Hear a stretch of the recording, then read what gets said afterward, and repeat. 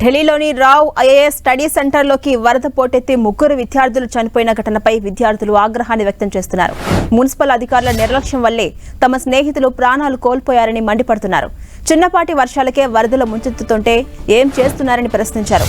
Councillor, ఇతర ప్రభుత్వ అధికారులు సమాధానం చెప్పాలంటూ డిమాండ్ చేశారు. కోచింగ్ సెంటర్ ప్రమాదంపై పోలీసులు యాక్షన్ తీసుకున్నారు.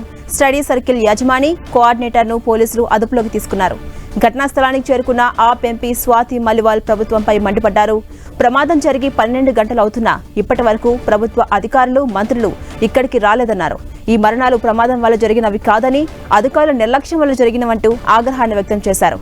ఘటనా స్థలానికి చేరుకున్న స్వాతి మలివాల్ను విద్యార్థులు అడ్డుకున్నారు. దీనిని రాజకీయం చేయొద్దని ఆగ్రహాన్ని వ్యక్తం చేశారు. స్వాతి మలివాల్ గోబ్యాక్ అంటూ నినాదాలు చేశారు. ఇక ప్రమాదం గురించి తెలిసిన వెంటనే ఎమ్మెల్యే దుర్గేష్ పాఠక్ తాను ఇక్కడికి వచ్చామన్నారు. ఢిల్లీ మేయర్ షెల్లీ ఒబెరాయ్ డ్రైనేజీ ఒక్కసారిగా పైకి ఉబికొచ్చిందని స్థానికులు చెప్పారని తెలిపారు. ఘటనపై విచారణ జరుగుతుందని తెలిపారు. రాజకీయాలకు అతీతంగా చర్యలు తీసుకుంటామని తెలిపారు. ఇక చట్టాలకు విరుద్ధంగా బేస్మెంట్లలో కోచింగ్ సెంటర్స్ నిర్వహిస్తున్న వారిపై చర్యలు తీసుకోవాలని ఆదేశాలు జారీ చేశామన్నారు.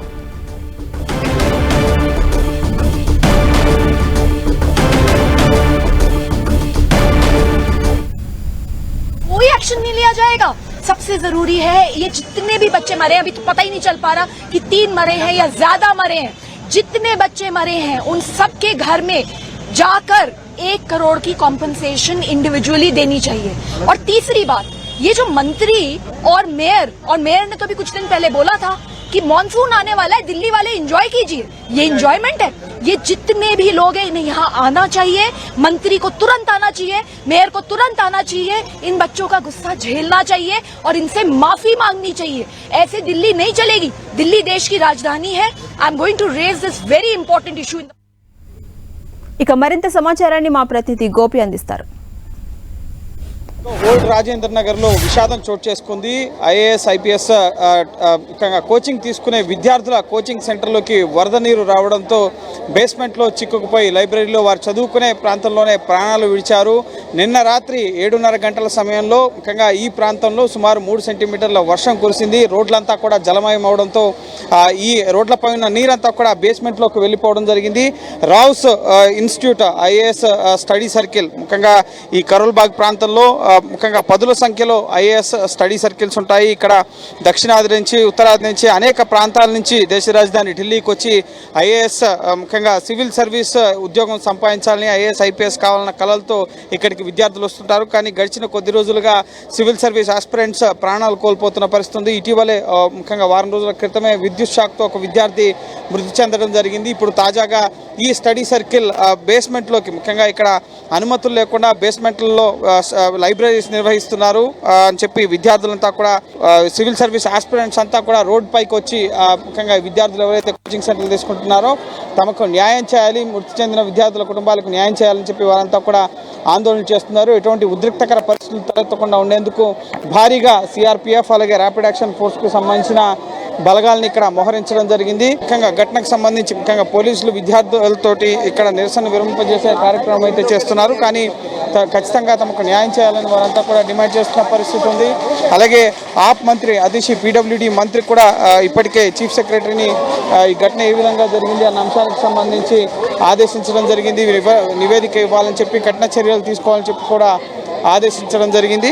అలాగే ఈ ముఖ్యంగా ఘటనకు సంబంధించి ఎవరైతే ముఖ్యంగా ముగ్గురు చనిపోయారో, 2 యువతులు అలాగే ఒక యువకుడు ఈ ఘటనలో చనిపోవడం జరిగింది.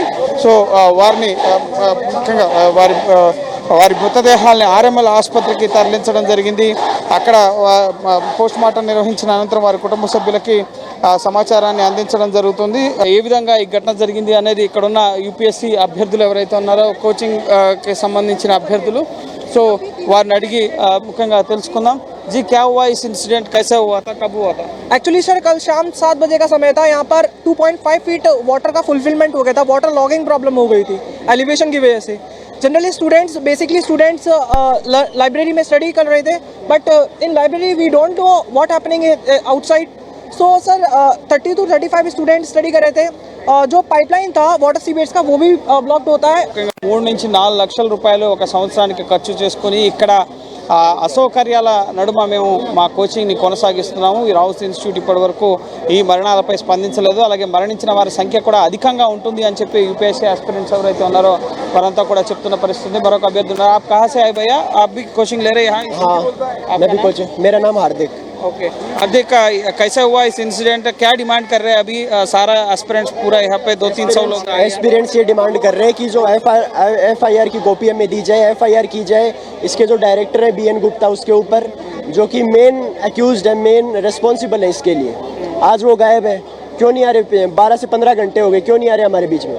సో ఈ విధంగా ఇన్స్టిట్యూట్స్ అన్నీ కూడా సెల్లార్లో లైబ్రరీని మెయింటైన్ చేస్తున్నాయి. ఒక లైబ్రరీలో కోచింగ్ ఇచ్చేటప్పుడు 500 మంది విద్యార్థుల వరకు కూడా ఉంటారు. ఎగ్జిట్ కూడా ఒకటే ఉంటుంది. సో వీటన్నిటిని కూడా, ఈ సమస్యలన్నింటినీ కూడా పరిష్కరించే దిశగా ఈ IAS స్టడీ సర్కిల్ ఇన్స్టిట్యూట్స్ ఏవైతే ఉన్నాయో అవన్నీ కూడా చర్యలు తీసుకోవాలంటున్నారు. ప్రభుత్వంపై బ్లేమ్ చేయడం కాదు, ఇటు ఇన్ఫ్రాస్ట్రక్చర్ అనేది సరిగా లేకపోవడం, ముఖ్యంగా ఈ వరదలు వచ్చినప్పుడంతా కూడా బేస్మెంట్స్లోకి నీరు చేరిపోవడం వల్ల ఈ ఇన్స్టిట్యూట్లో ఉన్న విద్యార్థులంతా కూడా ఇబ్బంది పడుతున్నారు. చాలా వ్యయ ప్రయాసాలకు వచ్చి ఖర్చు చేసి IAS IPS coaching, civil service coaching తీసుకునేందుకు దేశవ్యాప్తంగా వివిధ రాష్ట్రాల నుంచి ఢిల్లీ వరకు కూడా అభ్యర్థులు ఇక్కడికి వచ్చి కోచింగ్ తీసుకుంటుంటారు. కానీ సరైన వస్తువులు లేకపోవడంతో 15,000 పీజీ పేయింగ్ గెస్ట్గా హాస్టల్ ఫీజులు, రూమ్ రెంట్లో పే చేసి మరి వాళ్ళు ఇక్కడ ఉంటూ ఉంటారు. ఎక్కువ సమయం లైబ్రరీలోనే గడుపుతుంటారు. సో అలాంటి లైబ్రరీలో ఇటువంటి విషాద ఘటన చేసుకోవడం పట్ల విద్యార్థులంతా కూడా ఆగ్రహం వ్యక్తం చేస్తున్నారు. ప్రభుత్వం చర్యలు తీసుకోవాలి, ఇన్స్టిట్యూషన్స్ కూడా సేఫ్టీ మెజర్స్ పాటించాలని చెప్పి విద్యార్థులంతా కూడా డిమాండ్ చేస్తున్నారు. అలాగే ఈ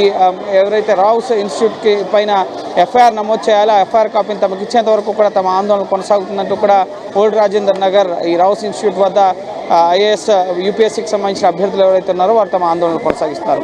పర్పర్సన్ భరత్, గోపికృష్ణ, 10 TV, న్యూఢిల్లీ, కరోల్ బాగ్ నుంచి.